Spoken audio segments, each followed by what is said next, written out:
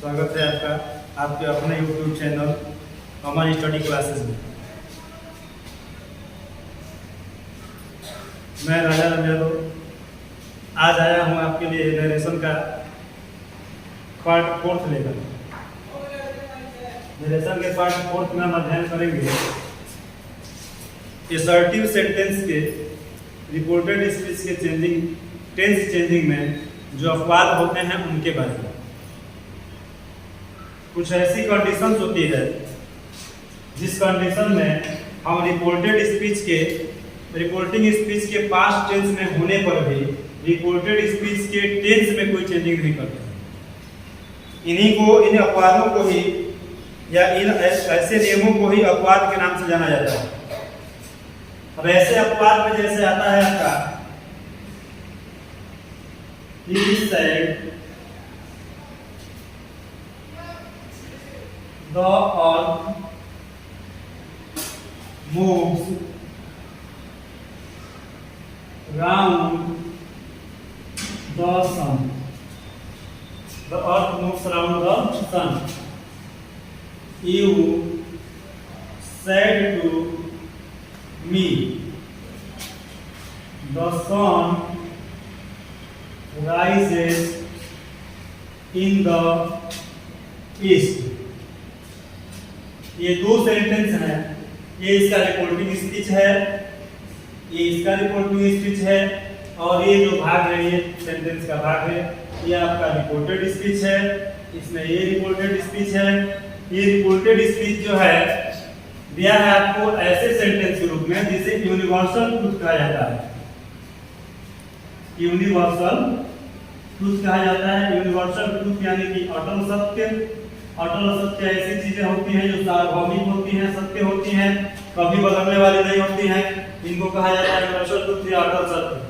अटल सत्य जो भी चीजें हैं वो आदिकाल से चली आ रही हैं, अब भी चल रही हैं और आगे भी चलती रहेंगी, कहीं बदलने वाली नहीं है। ऐसी चीजों के आने पर इनडायरेक्ट टेंस में इसके टेंस का कोई भी चेंजिंग नहीं होता है। अर्थात अगर इसको इनडायरेक्ट टेंस में आपको चेंज करना होगा, ये हो जाएगा he said that। ये आपको पहले से पता है, कोमा इन्वर्ट को हटेगा तो यहाँ दैट आएगा। बाकी इसके वाले जो भाग में रिपोर्टेड स्पीच वाला जो भाग है, इसमें केवल आप टेंस चेंज नहीं करेंगे। तो जब टेंस चेंज नहीं करेंगे तो ये प्रेजेंट इंडेफिनिट में है द फ्रॉम द सन, और ये भी प्रेजेंट इंडेफिनिट में होगा द मूव्स अराउंड द सन। अर्थात इसमें टेंस का चेंजिंग नहीं हुआ। क्यों नहीं हुआ? क्योंकि ये जो है यूनिवर्सल ट्रूथ है। उसके बाद दूसरा सेंटेंस है आपका you said to me the sun rises in the east. तो यू सेड टू मी को आप चेंज कर लेंगे यू टोल्ड मी में, और यहाँ आपका कंजंक्शन दैट आ जाएगा, यू टोल्ड मी दैट। इसके बाद the sun rises in the east, तो the sun rises in the east. सूर्य पूरब में निकलता है। अर्थात ये सूर्य पूरब में जो निकलता है यह घटना हमेशा के लिए सत्य है, सार्वभौमिक सत्य है, सार्वभौमिक घटना है, ये कभी भी बदलने वाली घटना नहीं है। इसलिए इस फर्स्ट रूल को अपवाद के अंतर्गत दिया गया है। इसलिए लिया गया है कि यूनिवर्सल ट्रूथ कभी भी बदलता नहीं है। अर्थात ये आप टेंस से पढ़े होंगे, कोई भी सार्वभौमिक सत्य हो, अटल सत्य हो, वह हमेशा प्रेजेंट इंडेफिनिट टेंस में ही इंग्लिश में लिखा जाता है। हिंदी में भले ही वो किसी टेंस में आ जाए, हिंदी में किसी भी टेंस में आए उससे आपको कोई मतलब नहीं है। वहां सूर्य पूरब में निकल रहा है बोले या सूर्य पूरब में निकलता है बोले, आप उसको हमेशा प्रेजेंट इंडेफिनिट में ही इंग्लिश में लिखेंगे।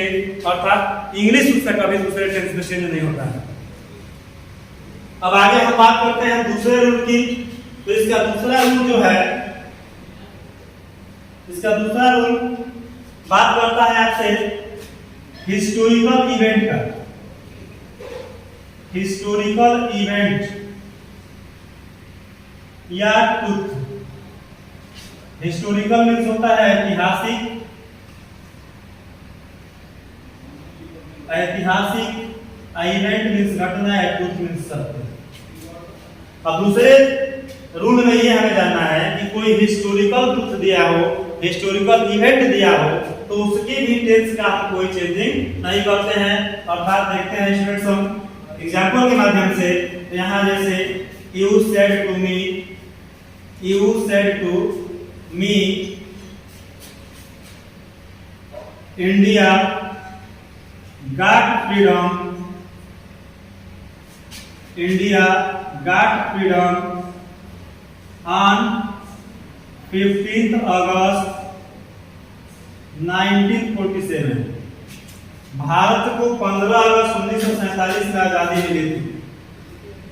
दूसरे सेंटेंस में देखा जाए, the teacher said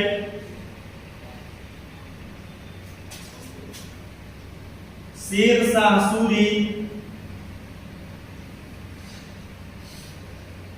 defeated Humayun. Students, आपको पता है कि शेर शाह सूरी ने हुमायूं को हराया था पानीपत के युद्ध में।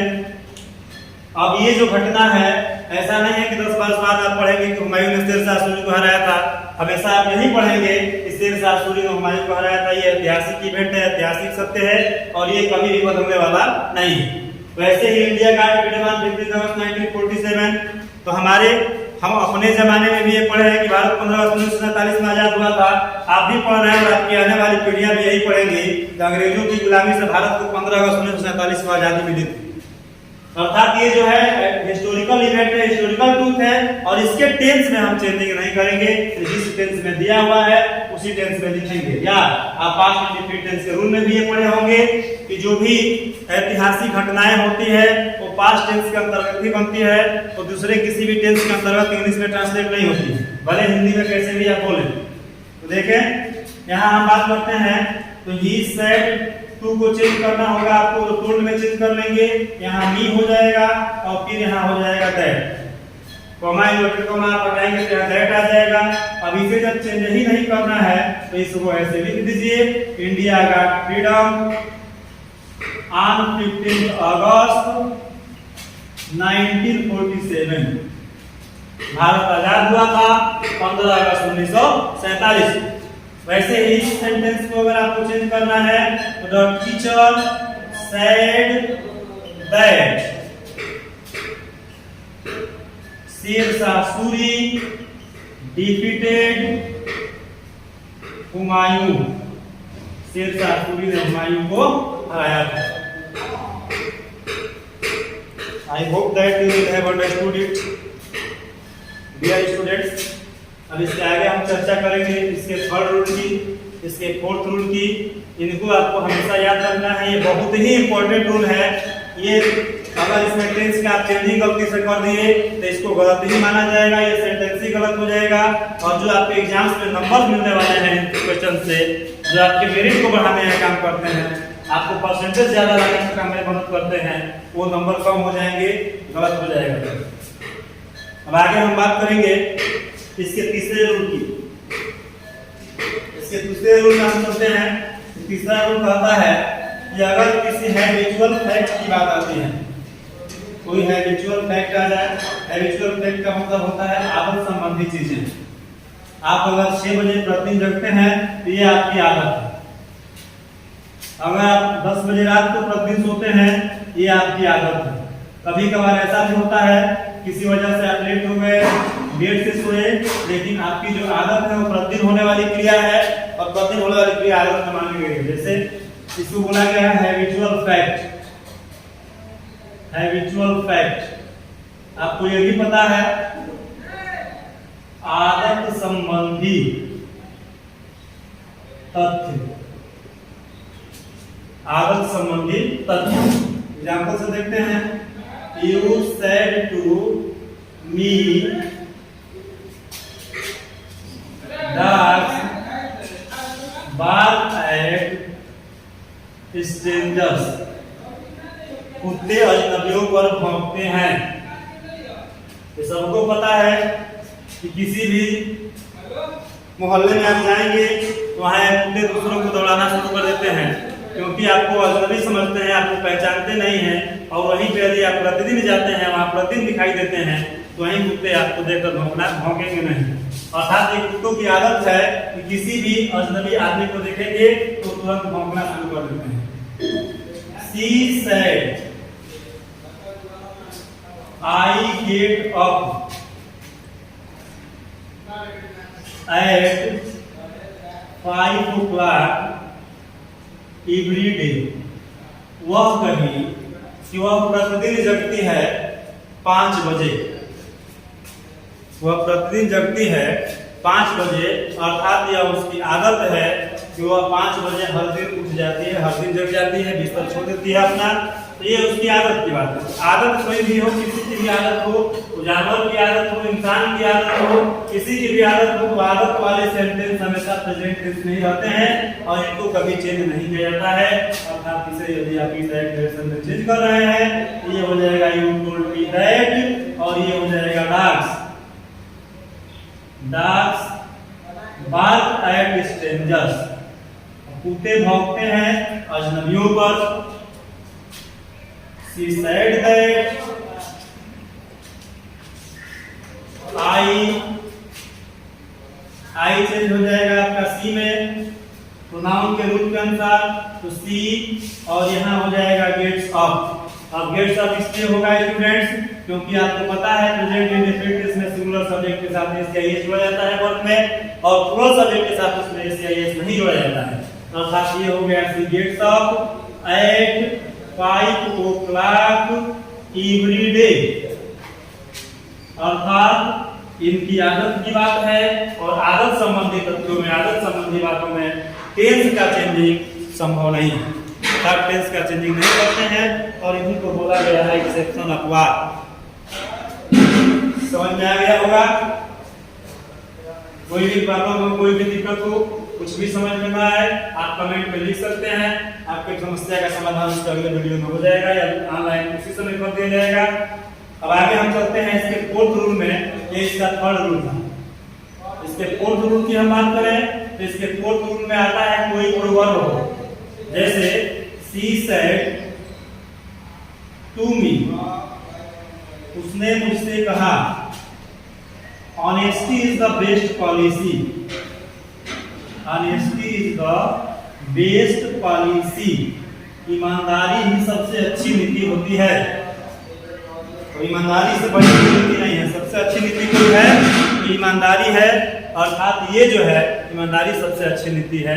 तो ये ईमानदारी सबसे अच्छी नीति एक प्रोवर्ब है। ऐसी क्या है? प्रोवर्ब है। प्रोवर्ब यानी कि कहावत है, ऐसी कहावत कही जाती है। वैसे ही मान लीजिए कोई और कहावत दिया हुआ हो, प्रोवर्ब दिया हो, you said to her love is blind, love is blind, प्रेम अंधा होता है। अर्थात फ्रेंड्स, स्टूडेंट्स, आपको ये पता होगा कि ये कहावत ही है, केवल कहा जाता है कि प्रेम अंधा होता है, लव इज ब्लाइंड, लव अंधा होता है, प्रेम अंधा होता है। आपको पता है कि प्रेम कोई इंसान तो है नहीं कि उसकी आंखें हैं और आंखों को आप फोड़ देंगे तो वह जो है अंधा हो जाएगा। ठीक है, ये है प्रोवर्ब, कहावत है। और किसी प्रकार की कहावत के टेंस में हम कोई भी चेंजिंग नहीं करते हैं। अर्थात स्टूडेंट्स, यदि हम ये आगे देखें, यहाँ देखें सी told me that honesty is the best policy, you told her that love is blind। इस तरह से आप लोगों का टेंस के चेंजिंग में जो एक्सेप्शंस थे, अपवाद थे, उनके रूल समाप्त हो गए। आगे हम चर्चा करेंगे। असर्टिव सेंटेंस के तो सारे रूल खत्म हो गए। असर्टिव सेंटेंस आपने पूरी तरह से पढ़ लिया। अब इसमें किसी प्रकार की कोई आपको समस्या हो, फिर आपको रिवाइज जब कराया जाएगा तो आपकी सारी समस्याएं दूर हो जाएंगी। अन्यथा अगर कोई अर्जेंट समस्या हो तो उसके लिए आप कमेंट में लिखिए, उसको दूर कर दिया जाएगा। आगे चलते हैं आगे हम चर्चा करते हैं इंट्रोगेटिव सेंटेंस। आगे हमारा टॉपिक है इंट्रोगेटिव सेंटेंस। इंटरोगेटिव सेंटेंस जो होते हैं उनका काम होता है क्वेश्चन पूछना। इंट्रोगेटिव सेंटेंस क्वेश्चन पूछने का काम करते हैं। और आपने पढ़ा होगा पीछे की कक्षाओं में कि इंट्रोगेटिव सेंटेंस दो तरह के होते हैं। पहला जो होता है वह होता है डायरेक्ट इंट्रोगेटिव सेंटेंस, और उसे हम अपने बोलचाल की भाषा में यस और नो टाइप क्वेश्चन के नाम से जानते हैं। दूसरा जो होता है वह इनडायरेक्ट इंट्रोगेटिव सेंटेंस होता है, और अपने बोलचाल की भाषा में हम उसे डब्ल्यूएच टाइप क्वेश्चन के नाम से जानते हैं। अब इनको यस और नो टाइप क्वेश्चन या डब्ल्यूएच टाइप क्वेश्चन क्यों कहते हैं? तो यस और नो टाइप क्वेश्चन इसलिए कहा गया है कि उसका जो आंसर होता है हम या तो यस में देते हैं या नो में देते हैं। यस या नो में आंसर देते हैं, इसीलिए उसको कहा गया है यस और नो टाइप क्वेश्चन। और एक जिसको डब्ल्यूएच टाइप क्वेश्चन कहा गया है, उसमें जितने भी क्वेश्चन वर्ड आएंगे सभी क्वेश्चन वर्ड में डब्ल्यू और एच अक्षर जरूर आते हैं। डब्ल्यू और एच अक्षर जरूर आते हैं, इसलिए उनको कहा गया है डब्ल्यूएच टाइप क्वेश्चन। अर्थात थोड़ा सा देख लेते हैं हम डब्ल्यूएच टाइप क्वेश्चन और यस और नो टाइप क्वेश्चन क्या है। जैसे कहा गया ही सेड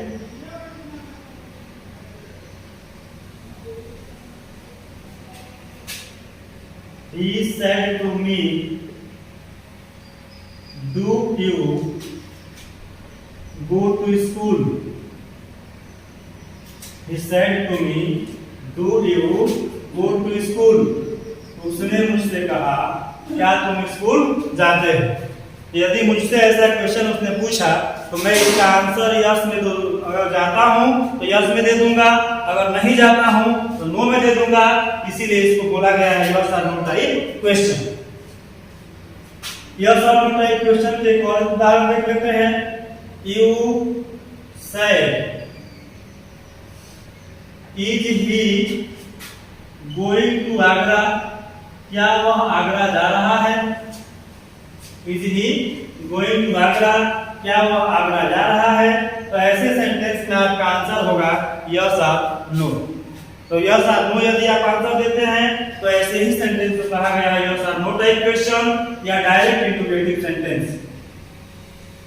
आगे देख लेते हैं example of she was saying has Ravi completed his work? Has Ravi completed his work? एक और एग्जांपल देख लिया जाए। She said to me, do you want to have T और कॉफी? ये आपका डायरेक्ट इंट्रोगेटिव सेंटेंस है। डायरेक्ट इंट्रोगेटिव सेंटेंस को इनडायरेक्ट नरेशन में चेंज करने का रूल अलग है, और इनडायरेक्ट इंट्रोगेटिव सेंटेंस को इनडायरेक्ट नरेशन में चेंज करने का रूल अलग है। इसलिए सबसे पहले हम डायरेक्ट इंट्रोगेटिव सेंटेंस को देखते हैं। आपसे हमने पहले वीडियो में ही बताया था, पहली कक्षा में पहले पार्ट में हमने बताया था आपको कि जब ये रिपोर्टेड स्पीच असर्टिव सेंटेंस रहेगा, इसके जो दो नियम पढ़ाए गए तो चलेंगे, टेंस के जो नियम पढ़ाए गए तो चलेंगे। लेकिन जब ये रिपोर्टिंग स्पीच पास्ट में है और ये रिपोर्टेड स्पीच आपका इंट्रोगेटिव सेंटेंस में है, तो पहले जो इसको बदलने के दो नियम पढ़े थे से सेड सेइंग सेड को नहीं बदलते हैं, और said to said to saying to said to को टेल टेल्स टेलिंग और टोल्ड में बदल देते हैं। तो ये दोनों नियम अब नहीं चलेंगे, बल्कि इसको भी बदलने का अलग नियम होगा। अर्थात पहले हम समझते हैं असर्टिव सेंटेंस इंट्रोगेटिव सेंटेंस आने पर सबसे पहले जो वर्ब होती है रिपोर्टिंग स्पीच की, सेड या सेड टू, सेड या सेड टू, इसे हम चेंज करते हैं। यह चेंज हो जाता है चेंज इनटू, ये चेंज इनटू आस्क या इंक्वायर्ड। यदि रिपोर्टिंग स्पीच की वर्ब सेड या सेड टू है, रिपोर्टेड स्पीच की डायरेक्ट इंट्रोगेटिव सेंटेंस में है, तो आप सेड या सेड टू को चेंज करेंगे आस्क में या इंक्वायर्ड में।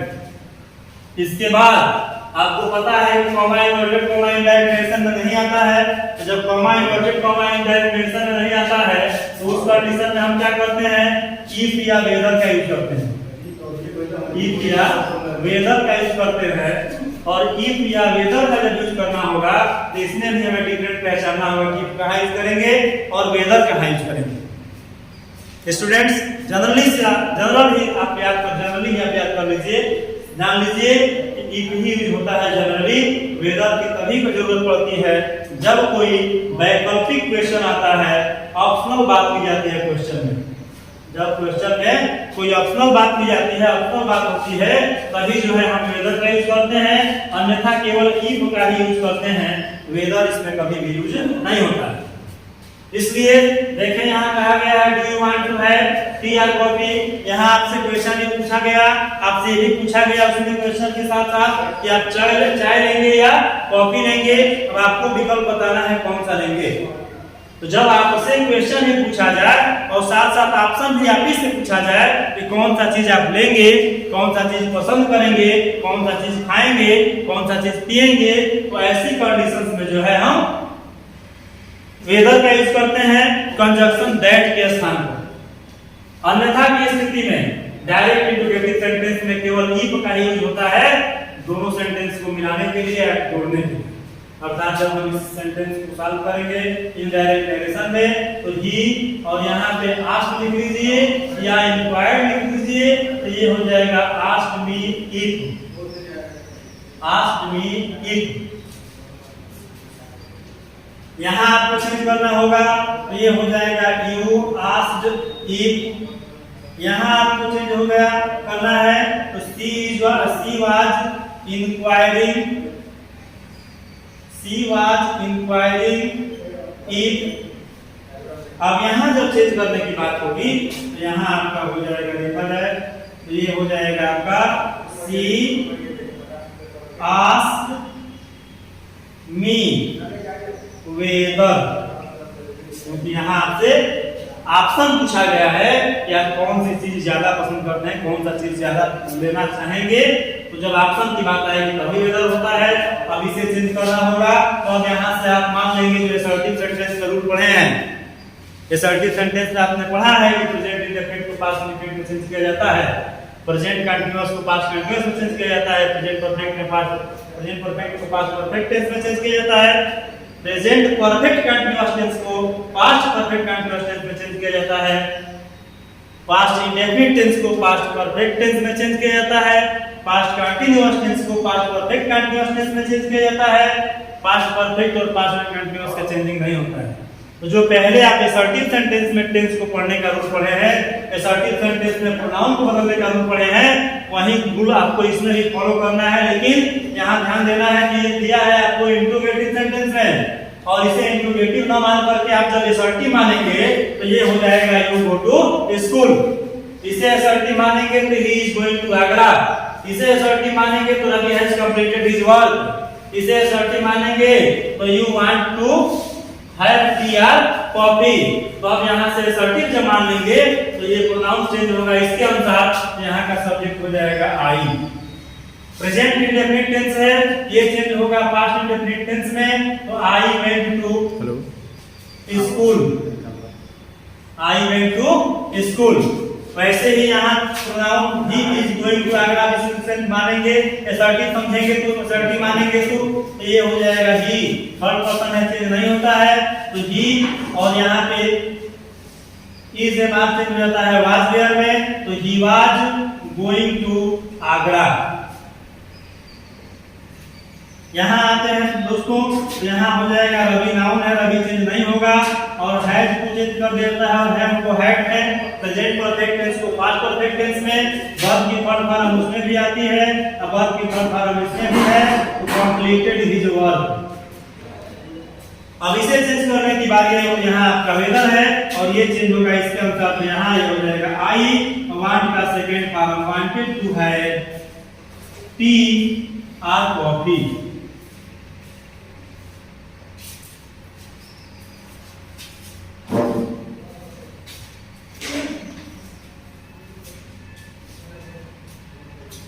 ये आपको डायरेक्ट इंट्रोगेटिव सेंटेंस को इनडायरेक्ट नरेशन में चेंज करने का रूल बताया गया, चेंज करने का सिस्टम बताया गया। तब आगे हम चर्चा कर लेते हैं इनडायरेक्ट इंट्रोगेटिव सेंटेंस को इनडायरेक्ट नरेशन में चेंज कैसे करेंगे। इनडायरेक्ट इंट्रोगेटिव सेंटेंस में थोड़ा सा इससे डिफरेंट है, बस डिफरेंट क्या है, यहाँ जो ये वेदर हम यूज कर रहे हैं इस डेफिनेट की जगह पे जो भी क्वेश्चन वर्ड हमें दिया रहेगा उस क्वेश्चन वर्ड को ही लिखना है। अभी हम इसको देखते हैं, एग्जांपल से भी समझते हैं कि इनडायरेक्ट इंट्रोगेटिव सेंटेंस कैसे चेंज होगा।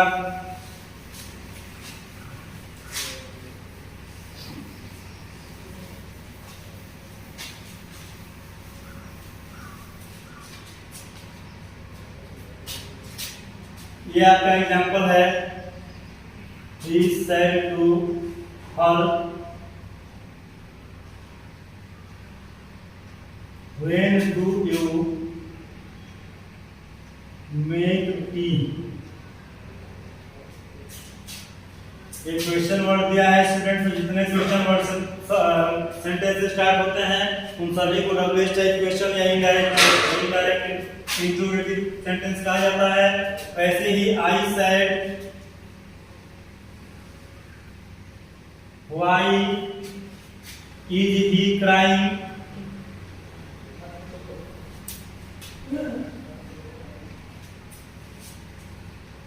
We said to him what is your name,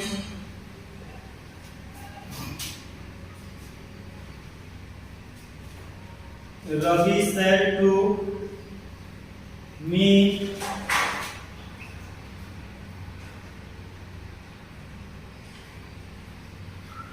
where have you gone।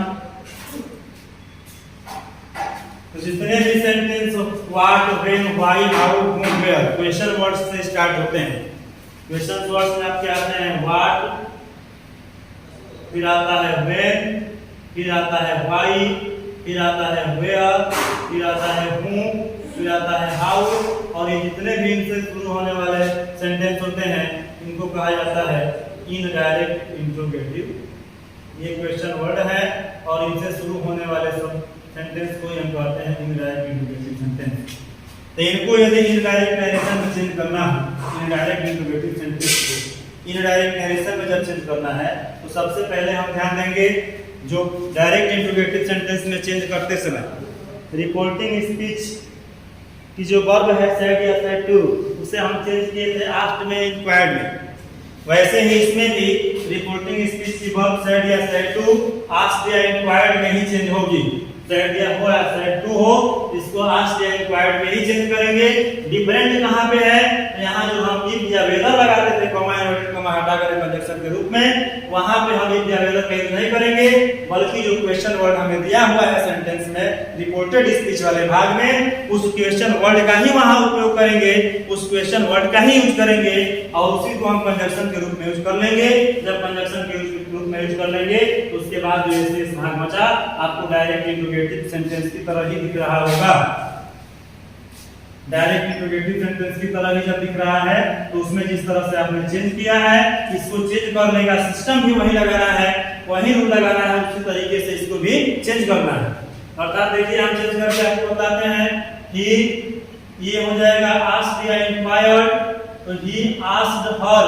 अब यहाँ हो गया क्वेश्चन वर्ड आपका कंजक्शन। वैसे इसमें चेंज करना होगा तो आई आस्क्ड व्हाई, ये क्वेश्चन वर्ड आपका इंटरजेक्शन का काम करने लगा। वी आस्क्ड हिम, अब ये क्वेश्चन वर्ड हो गया व्हाट। रवि आस्क्ड मी, और ये क्वेश्चन वर्ड हो गया वेयर। अब इसके बाद के जो भाग हैं रिपोर्टेड स्पीच में वो आपको सीधे दिख रहे हैं डायरेक्ट इंट्रोगेटिव सेंटेंस की तरह। जब डायरेक्ट इंट्रोगेटिव सेंटेंस की तरह दिख रहा है तो इसके बारे में हम यहाँ बात करते हैं। देखिए तो ये हो गया आपका यू मेक टी। अब जब यू मेक टी हो गया है सर्टिफिकेट की तरह तो इसे चेंज करना होगा इसके अनुसार, यहाँ पे हो जाएगा सी। अब मेक को मेड में बदल दीजिए क्योंकि प्रेजेंट इंडेफिनिट चेंज होता है पास्ट इंडेफिनिट में, तो ये हो गया मेड टी। आगे आते हैं, यहाँ हो गया ही और ये चेंज हो गया वाज में, तो ही वाज क्राइंग। यहाँ आते हैं तो योर नेम, तो ये योर हो गया चेंज हिज में, और नेम हो गया नेम, और ही चेंज हो गया वाज में। यहाँ आते हैं तो ये हो गया आपका सब्जेक्ट यू की जगह पे आ गया आई, इसके अंदर चेंज किए तो आई और हैड चेंज हो गया हैड, ये हो गया गान।